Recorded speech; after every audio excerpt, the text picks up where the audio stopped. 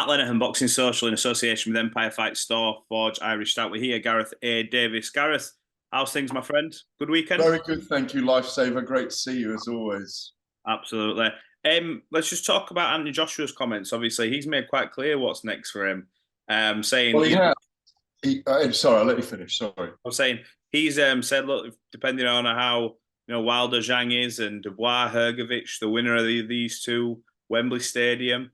And we've also got the other thing of obviously Fury and Usyk, depending on how that ends, the actual fight itself. And you never know, Turki Al-Sheikh may say, you know what, now's the time kind of thing. There's so many variables, but exciting times. Yeah, absolutely. And that's you've mapped that out very well. For me, Fury and Usyk. So we go from May the 18th. Depends what happens on May the 18th. If it's a very close, controversial draw, they'll fight again. If it's a very close fight and Fury loses, they'll fight again. If Usyk gets beaten up, which could happen or could not happen, we don't know. There's so many possible outcomes. I see a very cagey chess match and a very close fight. And as you know, I've gone on record as saying I think it might just be very close and very controversial. Could be completely wrong, but that is my instinct on it. That is the way I feel. When you then look at if Fury and Usyk are going to fight again in November, let's say late October, November, Riyadh season again, let's say to open the Riyadh season, maybe not open it, but to be involved in the big Riyadh season fight, that leaves Joshua needing a fight in the interim, maybe two. Yeah. So for me, I think the winner of Flip Hrgovic and Daniel Dubois is the most plausible, simply because that IBF crown will be floating around, presumably, and he is a belt collector. There's no question about it.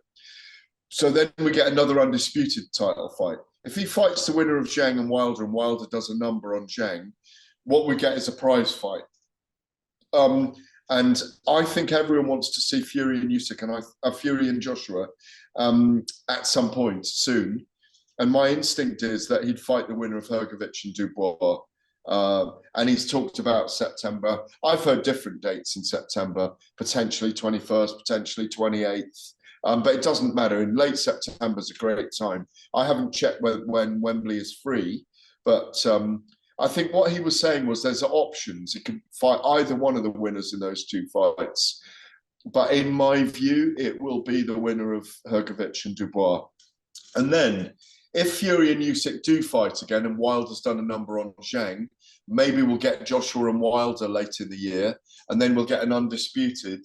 If Fury has beaten Usyk by then, we'll get an undisputed with Joshua versus Fury in early 2025. The caveat being, which you just alluded to, if Fury does a number on Usyk and he takes step aside, you mentioned His Excellency Turki Al-Sheikh, if they do step aside, then maybe they do bring that fight forward.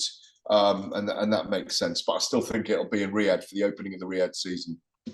When you look at obviously the likes of the Wilder Zhang fight as well, you've got Joseph Parker still lurking in the background, and apparently Zhang has said, "Look, that rematch is still on the table, regardless," is what he's told me. So whatever happens in that, say if Wilder wins, do you think we're going to see the Zhang Parker one run back again? Yeah, it might run back, but at the moment, I think if Zhang, I don't know. I don't think that's in focus at the moment. That fight. I think the excitement is around what happens with Fury Usyk, and then what happens with Joshua and Fury, and what happens with Joshua and potentially Wilder or Hrgovic or Dubois. So it's great times. It really is great times. Let's also touch on the fact that we say His Excellency Riyadh season, the card they've put together in the States. We haven't spoke about this, but that Terence Crawford card from top to bottom with the likes of Andy Ruiz, obviously I believe Andy Cruz is on there as well, Virgil Ortiz, Tim Tszyu. I mean, Eddie Hearn said this is probably the best card there's ever been in the US. I mean, obviously going back in history with you, Mike Tyson's and stuff, how good is this card that's been put on? No, it's really good. It's outside what I call in the Six Princes now. Keyshawn Davis, Tio Lopez, Devin Haney, Tank Davis, Ryan Garcia and Shaka Stevenson. I think I've got all six of them there. Outside those 6 princes, if you like, as opposed to the 4 kings, because they're still princes at the moment. Yeah. These are some of the biggest names, probably the other biggest names apart from Canelo and Benavidez in America, who are boxing largely in America. So it's a great moment.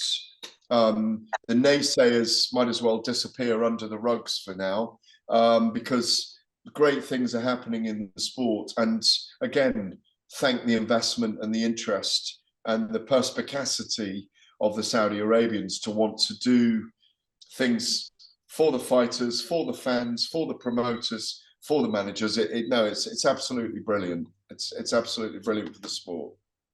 We've also got Canelo Munguia. I know we've touched on it before, but looking forward to the fight this weekend. I've spoken to a few people from the last couple of weeks, and they're fancying Munguia against Canelo.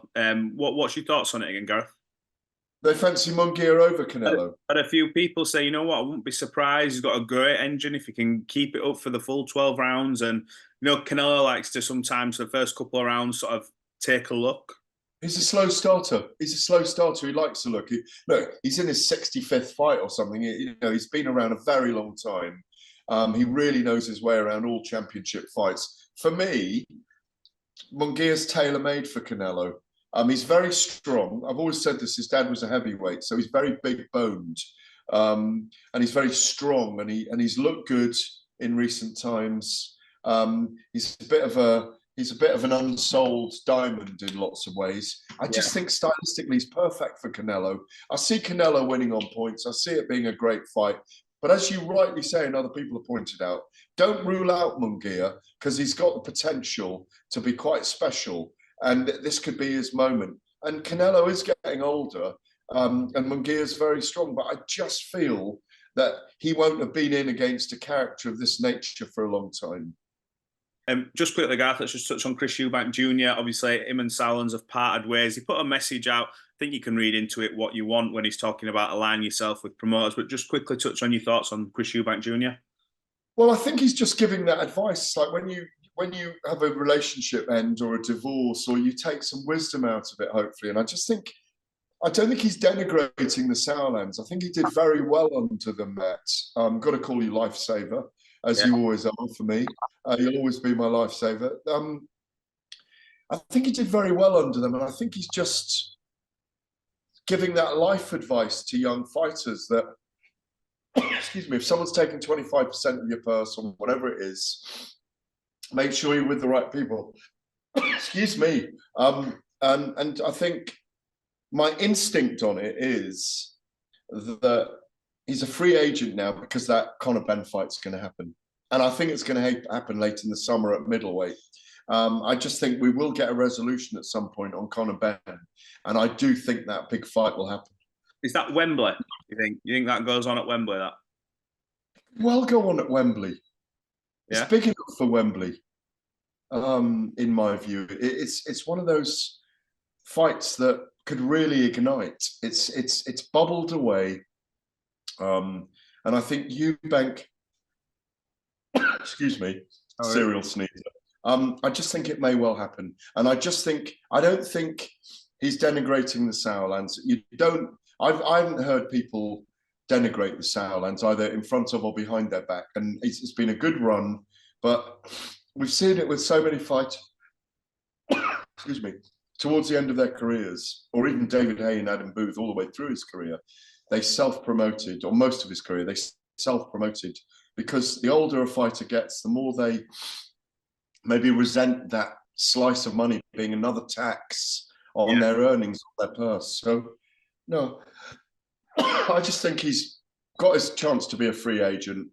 And it really, my instinct between the lines, I'm just repeating myself here, is that there's that big fight coming and he wants to capitalize at the end of his career. Fair enough. Well, look, Gareth, we've battled through connection issues, but we've got to the end of that. I appreciate you giving us some of your time, and hopefully, in between all your sneezes, we can catch up sometime. I battled through a sneezing attack as well, and we'll catch up next week, and we'll have a chat about the Canelo fight. Gareth, appreciate your time. Always pleasure. Cheers, Matt. Lifesaver.